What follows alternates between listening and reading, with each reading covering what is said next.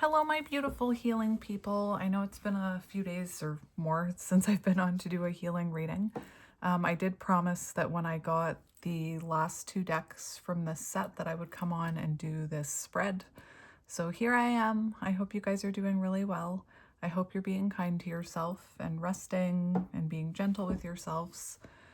So I have all 6 of these decks beside me, and we're going to do the self-realization spread. And just keep in mind, there's nothing to be ashamed of here if you resonate with the messages. We're all in this together. I've decided what I'm going to do is I'm going to pull 3 cards out of each deck, just in case you don't resonate with one message. Maybe you'll resonate with the second, just so that everybody here is included, because there's a few of us here, so we're not all going through the same thing. But yeah, this self-realization spread. So first we're going to start with the masculine and feminine self-forgiveness oracle deck. And I wanted to explain the masculine and feminine deck. So the masculine side of you externalizes internal stimuli in order to process, primarily speaks the language of logic, takes direct action, contributes to transformation with destruction. And the feminine internalizes external stimuli in order to process, primarily speaks the language of emotion, takes indirect action, contributes to transformation with creation. That's very interesting. Especially this last bit, contributes to transformation with destruction, the masculine side of you, the feminine with creation. All right, so we're going to start with this deck because that's the first one on this spread. I'm going to put it over here.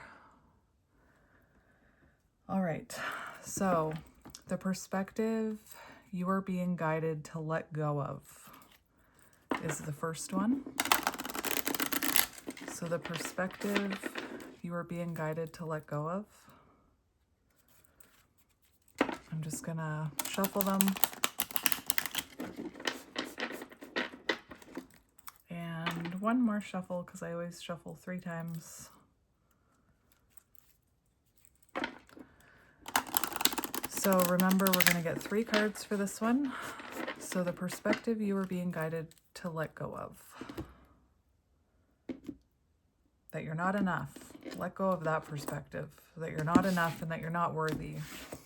And that you're unlovable. Can we all please let go of that perspective? All right, so on the bottom we have, I forgive myself for thinking I need to be right and making others wrong in the process. I choose to believe that what is right for me may not be what is right for another, as we all differ in the essential exploration and expression of the self. Yeah, that right or wrong, there can only be one winner, is very distorted masculine energy. So what perspective are you being guided to let go of? So my suggestion, because I'm just going to read these and I'll see what comes up to talk about, but my suggestion is to, maybe journal while you're listening to this so that you can reflect on these. So the perspective you are being guided to let go of. I'll hold it up in case you want to screenshot it. I forgive myself for undervaluing my love and underestimating my strength. I choose to believe that I am only beginning to know the loving purpose I serve in this world. I am expanding into my powerful wholeness with each and every passing moment. So yeah, we need to let go of the idea that our love isn't worthy or valuable and that we're not strong, right? I like that one. The perspective you are being guided to let go of.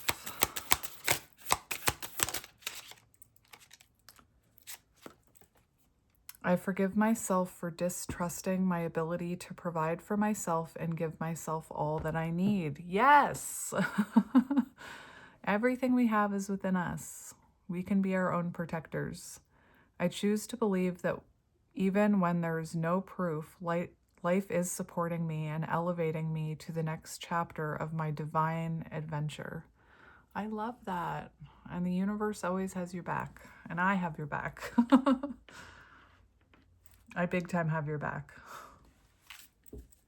Lots of feminine cards coming out. All right, and one more. The perspective you are being guided to let go of. Ooh, that came out quick. I forgive myself for thinking that what I think I want is more important than what I need. Yes, that's sometimes what we want and what we crave or long for isn't actually what we need or what is good for us. I choose to believe that what I think I want is not necessarily reflective of my truest desires, and I am constantly receiving what I need in order to clarify those desires. So yeah, right away, the term rejection is protection comes to mind, and what is meant for you will not pass you by. So that's the first one. I'm just going to leave them like that. And then on the bottom, I forgive myself for worrying about what may happen should I dare to venture outside of my comfort zone. Yeah, sometimes when we think about stepping outside of our comfort zone, we fear failure, or we fear losing something or messing up, right? I choose to believe that the exploration of the uncomfortable and unknown holds the key to the door that opens to my dreams. That is beautiful. So what is outside of your comfort zone that you've been too afraid to step towards or take action towards? All right, now we're going with the ego. Love your ego edition. So what would your ego like you to know? So what does your ego want you to know? And remember, there is a healthy amount of ego. But sometimes our ego can also sabotage us. So what does our ego want us to know today?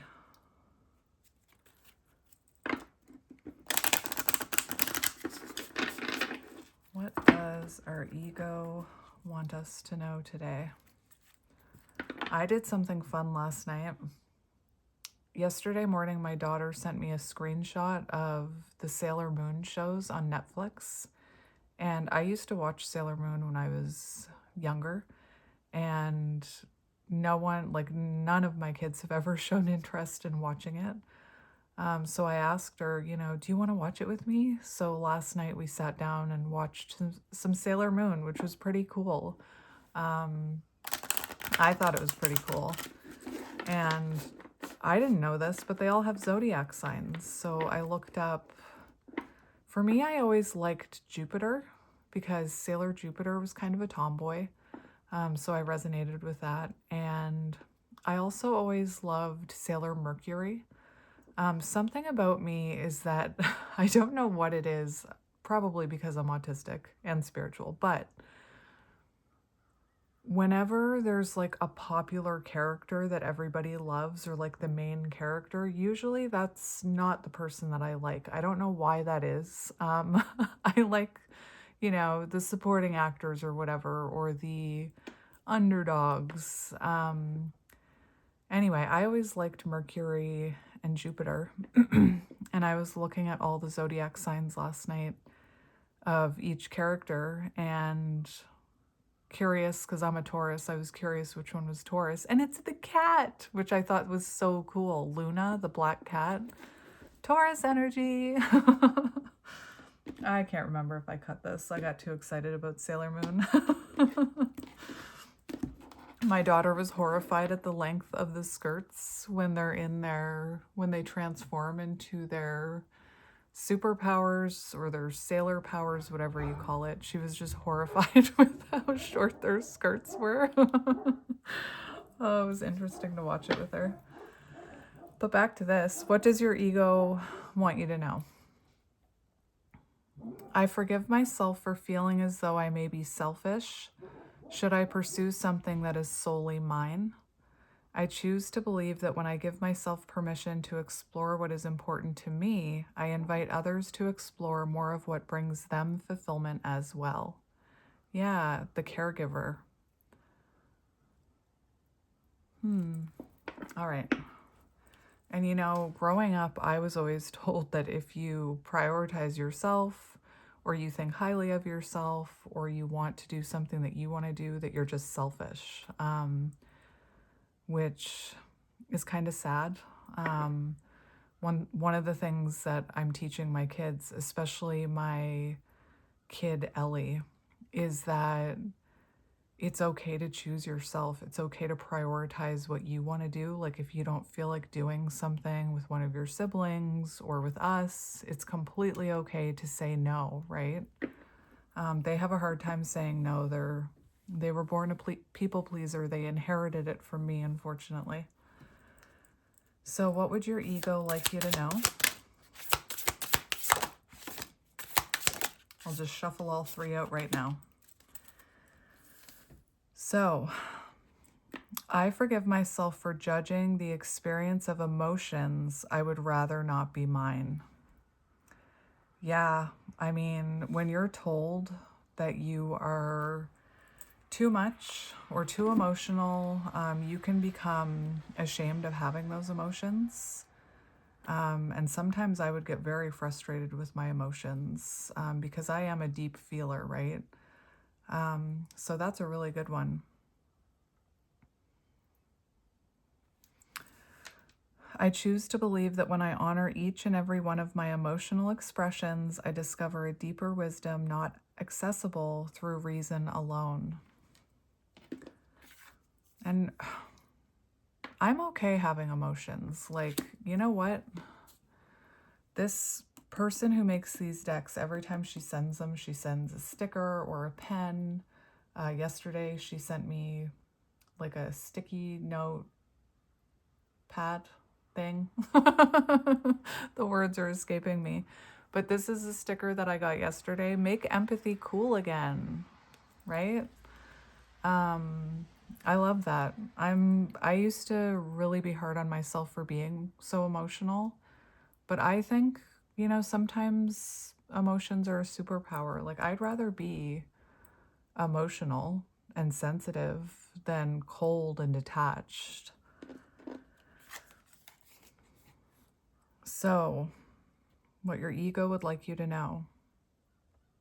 These are so bang on. I forgive myself for allowing others to dictate who I should be and how I should express myself. Yes. You know what? All of those people who would leave me comments on my other YouTube channel about you shouldn't do this and you shouldn't do that. I choose to believe that the unique expression of my truest self in each moment makes possible the expansion into all existing aspects of who I am becoming. Yes, be your authentic self. And nobody should tell you how you should be expressing yourself. Obviously, we shouldn't be expressing ourselves in negative ways, like, you know, that distorted masculine energy can be quite aggressive. I hope that noise isn't bothering you. I like to have my window open even though it's winter. So, you know, it's okay to, like, as long as you're not hurting anybody through expressing in a very harmful way, but you should be able to express yourself however you want. I choose to believe that the unique expression, oh, I already read that. I already read that. All right. And one more message from the ego, and then we'll read the bottom of the deck. What would your ego like you to know? I forgive myself for attaching meaning to the experience of aloneness. That's a really good one too, because a lot of the times if we don't have friends or we're alone or single, we kind of internalize that like something is wrong with us. And we attach a meaning to it, like, oh, I must be unlovable. Nobody wants me. Nobody wants to be friends with me. I want to be your friend. I choose to believe that it is through accepting solitude and connecting with myself in my own silence that I am able to meet and integrate aspects of my being I have long been resistant to. And that, you know, I know this isn't a tarot channel, but that's hermit energy. And to be honest, I didn't learn how to truly meet myself until I was in hermit energy, in isolation. All right, and bottom of the deck. I forgive myself for avoiding the experience of that which is new and unknown. I choose to believe that when I accept life's invitation to try something I have not yet experienced, I discover an even deeper connection with the miraculous complexity of my being. I love that. And you know, I am someone who's afraid of new experiences and the new and the unknown. Probably because I have the control wound, where I feel more comfortable if I'm in control of everything. But I wouldn't be sitting here if I didn't try things I'd never experienced, right? I wouldn't be sitting here talking to you right now. All right, next one is what your conscious self wants you to know, which is the Love Yourself edition. All right, so what does your conscious self want you to know?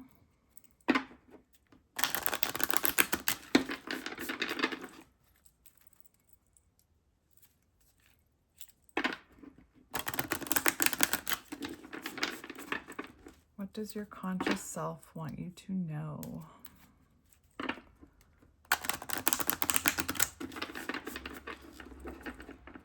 That you're amazing. That you're fucking awesome.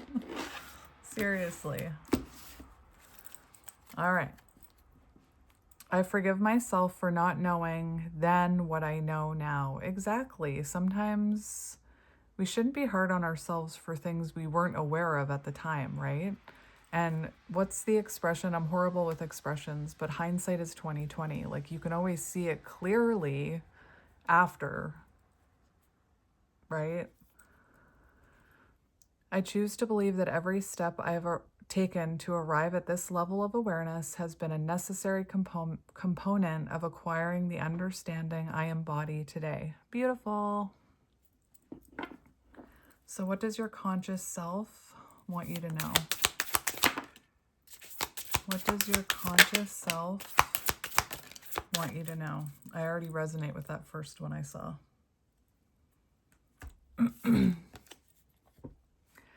I forgive myself for not asking for what I want out of fear that I may be rejected should I ask for more. Yep. I've always had a hard time asking for what I want. Probably because as a child, when I asked for things or when I asked for care or validation, I'm not talking about material things. I was always kind of punished, and I experienced that later in connections where I would be afraid to speak up about my needs, and then when I did, I'd be met with defensiveness, argumentativeness, being told that I was expecting too much. No, I was just asking the wrong people. Your needs are valid. Your feelings are valid. I choose to believe that when I wholeheartedly accept the consequences of voicing my truth, the changes that ensue ultimately support the fulfillment of my truest desires. I would even be like that at jobs, you know, like I'd want a raise or I remember this situation I was in where I was doing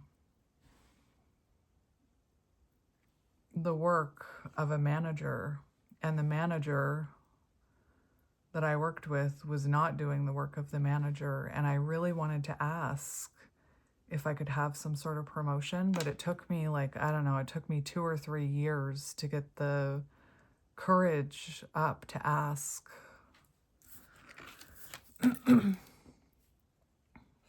So your conscious self wants you to know, I forgive myself for staying in places I no longer belong due to fear of what may happen should I admit I want more.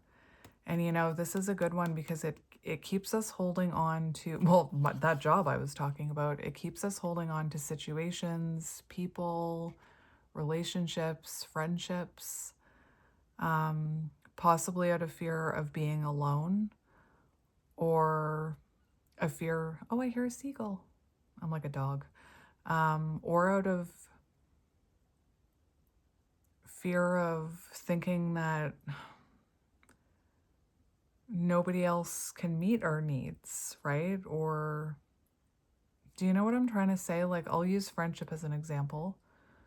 Staying in a friendship where it's not really a healthy friendship, you don't really feel seen or valued, but staying because you're worried you won't find that anywhere else.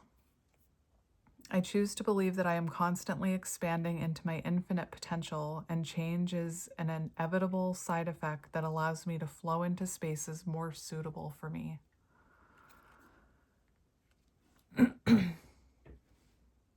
You got a blocked throat chakra? Speak up about your needs. Put up boundaries. I forgive myself for restricting my experience by trying to live by the expectations of others. I choose to believe that I am expansive in the expression of who I am, and it is safe to experience every aspect of who I can be. That's one that I've always struggled with, like trying to live by the expectations of others. All right. I hope I can fit one more row in here. I'm really particular about alignment, if you haven't been able to tell. That's why I was misdiagnosed with OCD. Nah. All right. Or that's just, you know, that perfectionist wound coming out. All right, and this one is great. What your conscious self wants you to know. I forgive myself for thinking that I need an apology to validate the way I feel before I'm allowed to move forward. I choose to believe that although my perspective is not shared by all, the way I feel is legitimate, and it is safe to move on without proof. So sometimes people can feel like if the person doesn't apologize, then we were wrong in feeling hurt or our feelings aren't valid, but that's not the case. Their inability to not apologize or take accountability, or even their perspective that they didn't do anything to hurt you, doesn't mean that your experience wasn't valid. And if we wait for an apology from some people, we'll be waiting for the rest of our lives, right? We need to be able to forgive without having an actual apology from that person, because forgiveness isn't about them. Forgiveness is about us not carrying the weight of it anymore. So yeah, I always say, you're not forgiving. The forgiveness, like releasing resentment and forgiving someone, is not about them. It's about you. And trust me, if that triggers you, it used to trigger me. Like 5 years ago when someone said that to me, a therapist said that to me, that I need to be able to forgive without an apology. I was like, you're crazy. Like, I was very resentful at the time, right? So that really triggered me. But now I understand it because, you know, I talk about this, that when you hold on to resentment, it's like carrying a weight around when you feel like you can't forgive without an apology. But yeah, that's just my belief. So what you need to know in order to transcend fear, I think we're on the trauma one, which I haven't used with you guys yet. The Self-Parenting Trauma Edition. All right, so let's see what we need to know in order to transcend fear. It's okay. You're safe here. Your trauma does not define you. It led to who you are right now. So what do we need to know? Hello, Mr. Crow. I love that, showing up for this reading. What do we need to know in order to transcend fear? You are protected. That's what I'm hearing from Mr. Crow. Yes, I speak crow.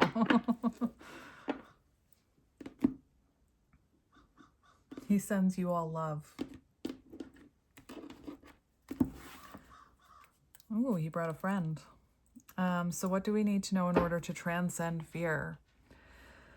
It's now safe to allow myself to trust myself to know what I am to do next. I choose to remember that when I feel as though I cannot trust anyone at all, I may give myself permission to cultivate honesty with myself so that I may explore and expand into a deeper relationship with myself. It's interesting. I don't know where this is coming from. Well, download. But I just heard, like, if you've been hurt many, many times and you are afraid to, trust in people because you've been hurt so many times, or you're afraid to date because you've been unlucky in love. I think the important thing, because we can't guarantee that everyone we come across won't hurt us, but the crows are reminding me we can trust ourselves to protect ourselves, to not allow people to hurt us anymore. So as long as you trust yourself, that if you see those red flags or you see any type of untrustworthy behavior, that you're willing to step back, put boundaries up, and protect yourself. It really is about trusting yourself, because I don't know about you guys, but for me, I had plenty of people break my trust, but I would continue to give them my energy. So it's about trusting ourselves to know that we will protect ourselves if we do come across someone unhealthy or someone who's hurting us, that we'll love ourselves enough to choose ourselves and not stay. Anyway, did I read this? Well,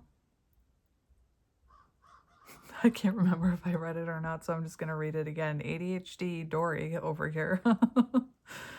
I don't know about you guys, but the very first time I watched Finding Nemo, Dory made me laugh so much. I choose to remember that when I feel as though I cannot trust anyone at all, I may give myself permission to cultivate honesty with myself so that I may explore and expand into a deeper relationship with myself. I'm pretty sure I read that, but I wanted to read it again. All right, so what do we need to know in order to transcend fear? What do we need to know in order to transcend fear? All right. It is now safe to allow the world and those around me to serve as my mirror. I choose to remember that what I see in others is a reflection of what I think about myself. And when I embrace the world as my mirror, I streamline the process of self-awareness so that I may choose the perspective that is most helpful to me. And I do believe this, that people mirror back to us not only what we need to heal or what we think about ourselves, but also what we are capable of. So if you look at someone and think, I wish I was successful like that, or I wish I was confident like that, it's mirroring back to you something within you that is already there. Like if you admire someone, deep down in there, You should admire yourself.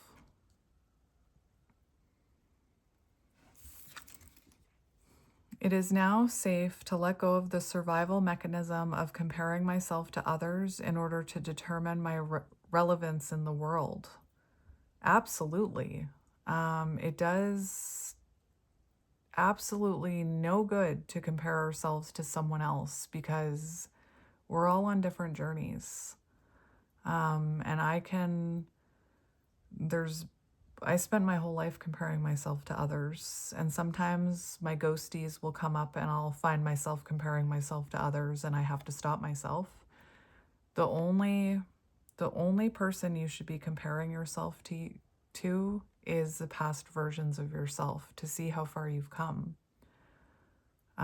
Comparing yourself to others can keep you very stuck. It can keep you from going after your dreams. It can keep you from going after relationships. And again, it's kind of pointless to compare yourself to someone else because they are on a different journey than you. You're not the same person. I choose to remember that my most authentic being is comprised of the realization of my truest desires, and the path towards their expression necessitates a timeline that was never meant to be compared with the experience of another. And I used to compare myself. I used to watch tarot readers, and I used to have that whisper, like, you could do that, you could do that. And I just compare myself to them. Well, no, look how successful they are. Look at how many subscribers they have. Look at how talented they are. And it really was just a waste of my energy. It's now safe to acknowledge when I am feeling overwhelmed by taking on more than is helpful to me. Triggered. I was very triggered by that one. I choose to remember that when I hold myself accountable for meeting my own needs before serving others, I may clarify my priorities so that I may engage in the behaviors that allow me to honor myself in every moment without overextending myself. Overextending myself, that has been an ongoing lesson for me. I don't know if you guys struggle with that. I think we read about the parentified child who feels like they need to, or the performer child that feels like they need to overextend themselves, that their needs come last. This is one that I still, like, they say healing is an up and down journey, right? You don't just, oh, I'm just going to stop overextending myself and bang, you're cured. I can be doing, it's like an addiction. I can be doing really well, and then I have a relapse. And then I burn myself out before I realize, oh my gosh, I've been overextending myself and not filling my own cup. All right. I hope you guys, well, it doesn't matter if you mind. I was going to say, I'm healing myself in the moment. I was going to say, I hope you guys don't mind that I pulled 3 cards for each, but like, I wanted to make sure everybody was included, and I just told myself, like, it doesn't matter. It's now safe to let go of the survival mechanism of catastrophic, there we go, catastrophic thinking. I choose to remember that although expecting the worst may have seemed to be helpful, trigger. Although expecting the worst may have seemed to be helpful in the past, I may now trust myself and am able to better advocate for my needs when leading with the believing that I now have the potential to serve my own best interest. Was anybody else triggered by this? I definitely am so happy that I feel successfully phoenixed out of it, expecting the worst all the time. But in little moments, I still get activated, and I'll assume the worst. Like if I have a really good example, like if my partner goes somewhere, I read a book once. Who wrote that? I think it was by Jennifer Weiner. Was it by Marian Keyes? No, it was by Marian Keyes. And it wasn't like, it was a fictional book, but the woman in the book, her husband got into a car accident, and that book traumatized me. And then there was one time where my partner actually did get into a car accident, although thankfully he wasn't hurt. But now I'm like, you know, I do like, I do require my needs, my expectations. One of my needs is that he lets me know when he gets to places and that he's doing okay. And I do admit that sometimes if he forgets to message me, I go right into like doomsday thinking, like, oh my God, I have such like a impulsive racing mind. Thank you, ADHD, that I like imagine the worst. But I used to be like that about everything. And I always used to joke, like, well, by expecting the worst in every situation, at least I'm prepared. No, it's a waste of your energy. And that's also something that I'm trying to teach my kids. I remember when Wally had to go to the vet, our cat, and my son was just beside himself worrying. And I said, let's not imagine the worst until we have something to, like, let's not worry that the worst is happening until we have something to worry about. And, you know, forgive yourself if that's your mindset, imagining the worst. But it is kind of a waste of your energy. And I don't mean that in an invalidating way. I mean that in it doesn't serve you any good to imagine the worst or to think of everything that could go wrong. I knew someone who did that, who was very like, they learned it from their parents. Their parent would, you know, apparently play this game where, what if the worst happens? Like, what if this happens? And what if this happens? And what if this goes wrong? And I remember saying to them, but what if everything goes right? What if everything is okay? Like, what if it works out? And I believe I was, you know, told that I was naive for thinking that, which, whatever. But now I try and choose to believe, what if everything works out? What if this is for my highest good? What if it all doesn't come crashing down? What if everything's going to be okay?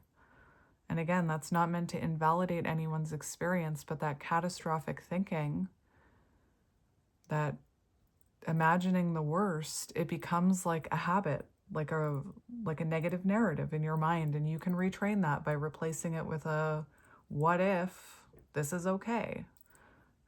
Anyway, here I was thinking I wouldn't have anything to talk about.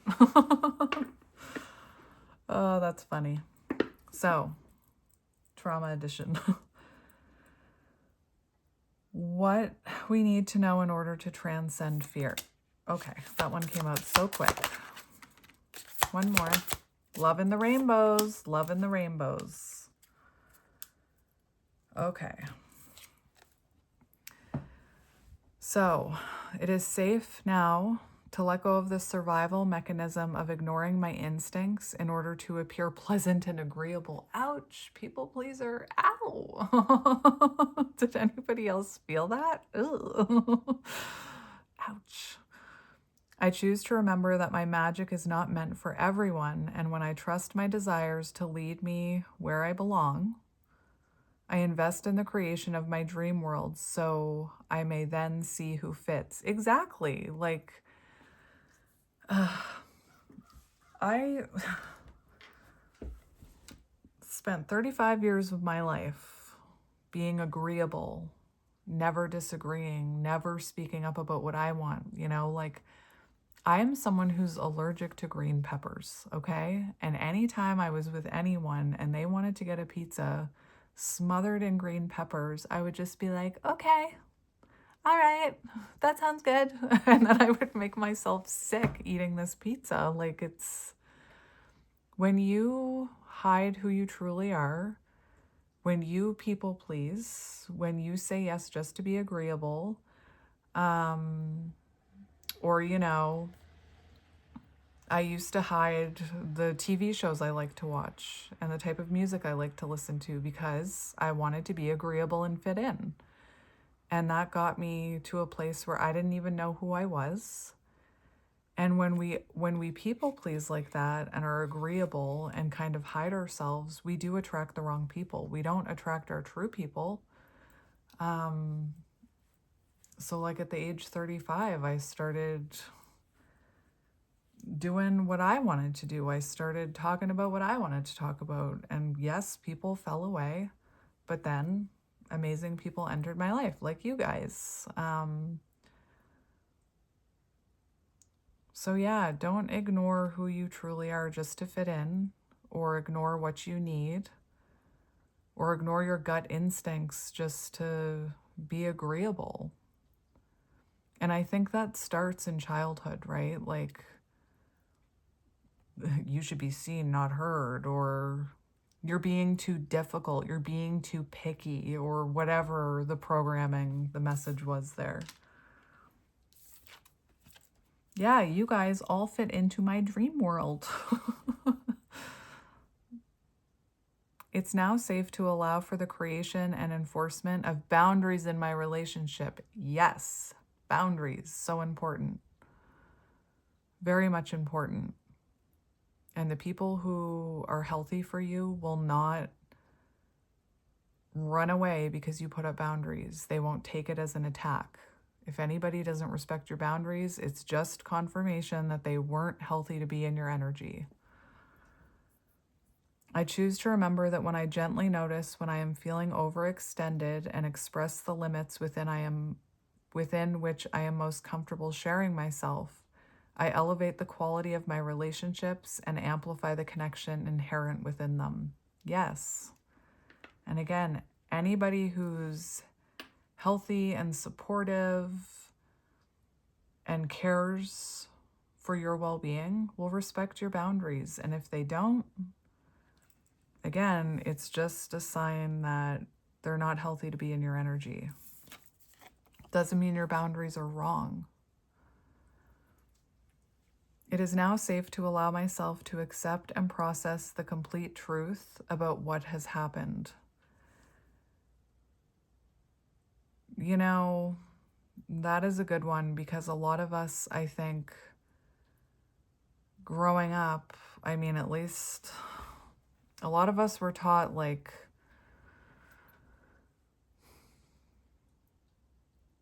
to just kind of suppress what we went through, suppress the trauma, suppress the traumatic events, avoid thinking about them, you know, push them deep down. But it's through processing and accepting that they happened where we find healing. That video I posted about being gaslit was just,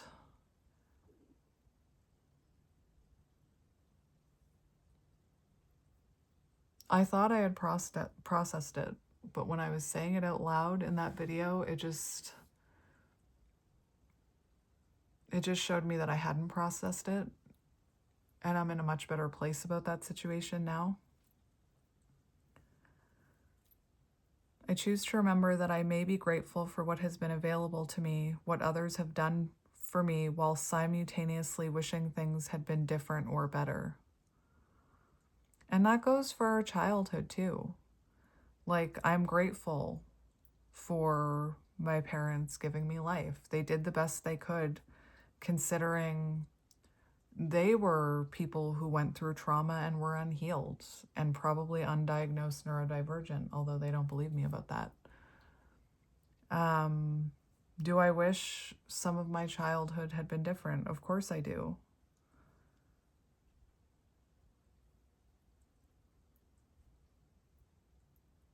But it's also okay to admit that, you know, maybe you didn't have the best childhood.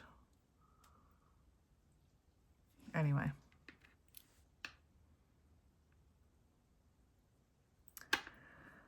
All right, bottom of the deck. Where was that one? Oh, it's over here. It is now safe to acknowledge the ways in which I have ignored my gut instinct in order to choose the path that seemed most practical at the time. I choose to remember that I have grown from every experience, and I may give myself permission to explore my intuition until I feel confident in its ability to lead me on my journey to my truest self.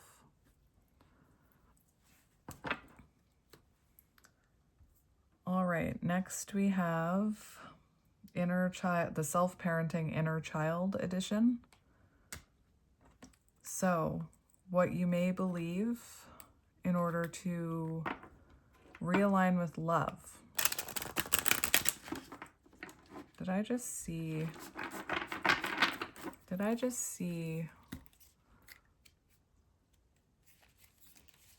thought I saw.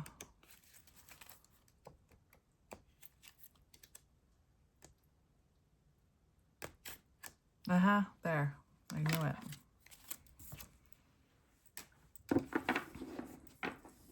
It's a card explaining how this deck works. What to believe in order to realign with love.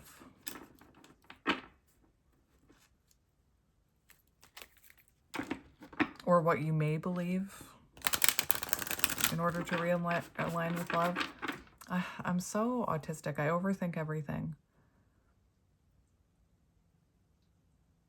What you may believe in order to realign with love. Is that saying that the belief we have is wrong? Or what you may believe in order to realign with love, is that saying we can choose to believe this to help us realign with love?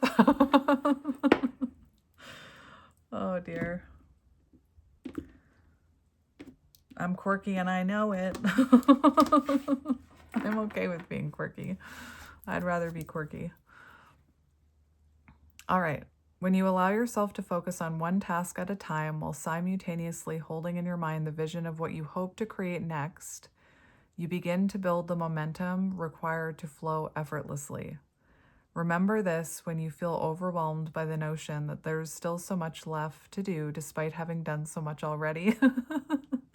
Spirit, you're triggering me. Oh, I needed to hear that one. All right. What you may believe in order to realign with love. What you may believe in order to realign with love. Ooh, we had a card on the floor. Come back, card. Don't run away.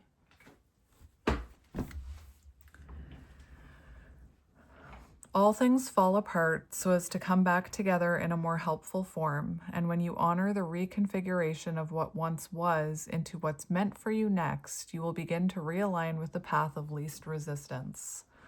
Yes. Remember this when you feel like you are forcing an experience or an outcome that is currently not meant to be. And don't feel bad about not wanting to give up either, not wanting to give up hope, not wanting to continue to will it to happen. But a lot of the time when things, like I'm thinking of the Tower in tarot, when something comes down, when something collapses, it is actually to align you with something better. When you take the time to reflect on the role you have played in each of your experiences and process the ways in which you may now want to choose differently, you advocate for both growth and change. Remember this when you confuse taking responsibility with the need to take blame or internalize shame. Absolutely. Absolutely, like that gaslighting experience. I did take the blame for a lot of that and internalized shame. But now I look at it as the next time I experience that type of energy, I will choose to put up boundaries very quickly.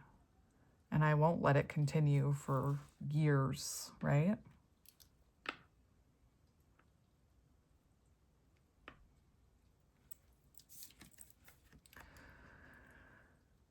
Allow the truth to be renewed in every moment and be fluid in your knowing by not letting what you think you know get in the way of what life wishes to share with you next. Remember this when you feel overwhelmed by the notion that what once was helpful no longer seems to apply. I absolutely love like the colors. Well, I love the colors in all the decks, but I think this Reparenting one is my favorite because it's like a freaking rainbow.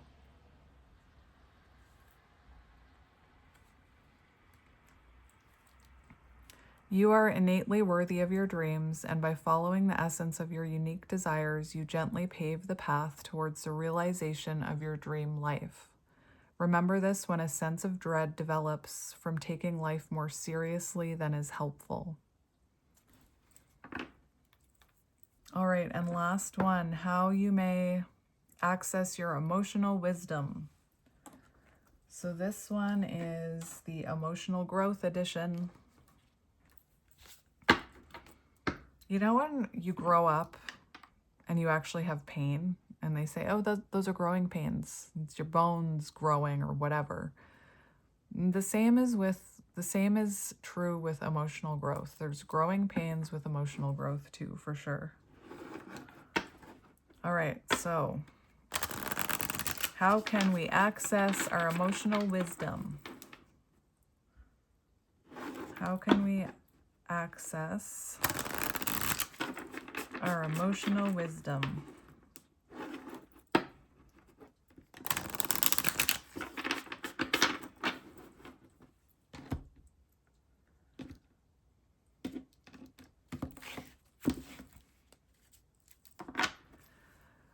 My feelings of being unappreciated are both valid and important.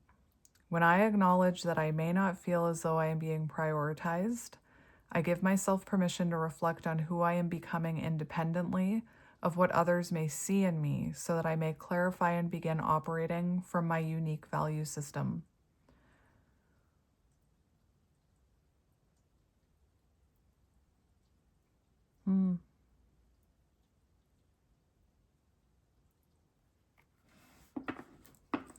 All right.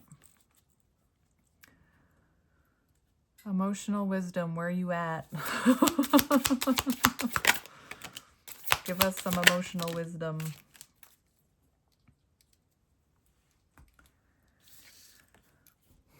I challenge myself to recognize when my beliefs may be leading me to assume others should have more control over their circumstances than they do. I step into my highest potential when I remind myself that it is important for others to take full ownership of the consequences of their actions so that they may be empowered to rearrange their lives in the best ways in which suits them.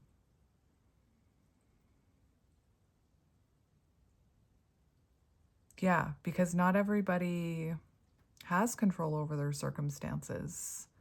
Sometimes, like, the example that immediately comes to my mind is like self-awareness. So because we're self-aware, we assume other people should be self-aware or be able to control their, like, controlling their reactions, for example, when that's why, like, there was a time where I couldn't control my reactions because those are triggers, trauma triggers, right?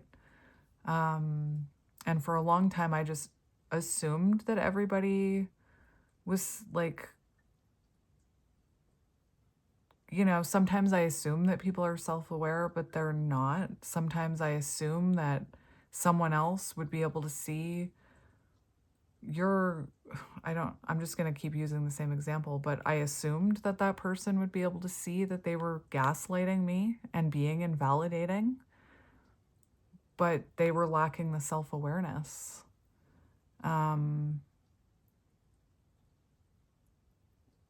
So yeah, it's important for others to take full ownership for the consequences of their actions so that they can rearrange their lives in the best ways that suit them, because it doesn't suit me is what I'm hearing. But yeah, I think it's sometimes we can assume that everybody feels like us or everybody has the knowledge we do or that everybody is self-aware, or even like apologizing when I do love readings. A lot of people assume that, you know, everybody knows how to apologize and they're just a jerk if they don't apologize. But sometimes people don't have control over that if it is coming from a wounded place. Like if they came from an environment where if they apologized, maybe they got punished and they were told, I don't care if you're sorry, right? Their apologies were invalidated. Or maybe they grew up in a household where people never apologized. So they were never taught that that's an important part of, being a human. But anyway,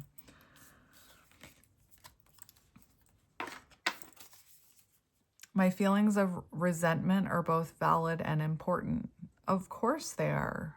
When I was talking about forgiveness and holding on to resentment, I absolutely did not mean that resentment isn't valid. In fact, sometimes we kind of need to feel that resentment to empower ourselves to like put up boundaries and stuff. Sometimes we need to step into that energy and feel like we got hurt. It's just, we can't carry that forever. So it's completely okay if sometimes you feel resentful.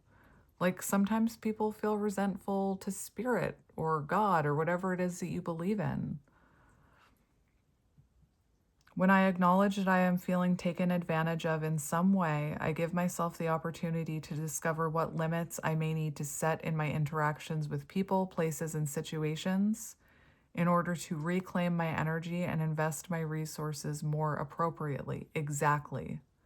So sometimes we do need to, like, this is giving me Queen of Swords energy. Sometimes we do need to feel resentful and like someone took advantage of us in order for us to realize I'm not going to allow that to happen again. And I'm going to set healthy boundaries. And in the future, I will not allow anyone to take advantage of me in that way. You know, all emotions are valid. Anger, resentment, jealousy, like all of these emotions are valid and we shouldn't feel ashamed for feeling them. We just don't want to get stuck in them, right? Unless it's, happiness. But even then, you don't want to be like toxically happy and not ever be sad. Sometimes we need a good cry.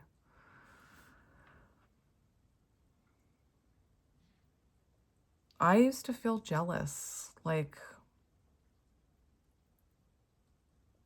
and it came from a lack of self-confidence. It came from a lot, like comparing myself to others. But I would get super jealous when I was young if like I saw my friend talking to someone else or my friend seemed to like someone more than me. And I was very, very, very, very ashamed of feeling jealous. I challenge myself to recognize that when my beliefs may be leading me to overgeneralize. I step into my highest potential when I consider that what may be true in one situation or relationship is not necessarily true in others, and that by recognizing the differences inherent within each, I offer myself the possibility to experience something more desirable. Yeah.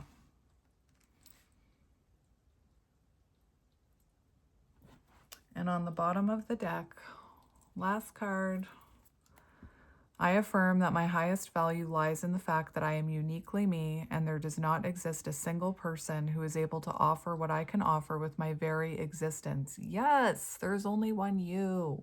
There's only one you. There's nobody else like you. Out of all of the millions or however many people are on this earth, I don't know. I really have no clue. I could ask my son, he would know. There is only one person like you. Nobody else is like you. You are rare. When my kids used to collect like little, those surprise bags where they can I'm having a hard time thinking of like Hatchimals or like little surprise bags with like random figures, and they'd be like, oh, I got a super rare one, a super ultra rare. That's you. You're super ultra rare. Priceless. You're priceless. When I am ready, I will remember that not everyone is meant for me, and that those people, places, and situations most worthy of my investment will appreciate me for sharing myself authentically. Yes, you're not going to be everybody's cup of tea, but you will be for the right people. You're my cup of tea. I'm hearing My Fair Lady, cup of tea. I sound like a nutso. I love that movie, though. I love Audrey Hepburn. Wait a minute. Audrey Hepburn. I was just watching Survivor that had Aubrey in it. That's why I said that. Anyway. So my friends, I'm going to leave it here. But I'm glad I got 3 cards. And then technically we got 5 for each. We got 5 cards for each question because I read the bottom of the deck after the shuffle and then the bottom of the deck after I shuffled cards out. So I like that. But thank you for sitting here with me and having the strength to listen to this because, again, not everybody wants to look at themselves or wants to heal. And I'm happy for the ones that do. Thankful for the ones that do. Hopeful for the ones that are yet to. Anyway, I'm sending you guys lots of love and light, and I will talk to you soon.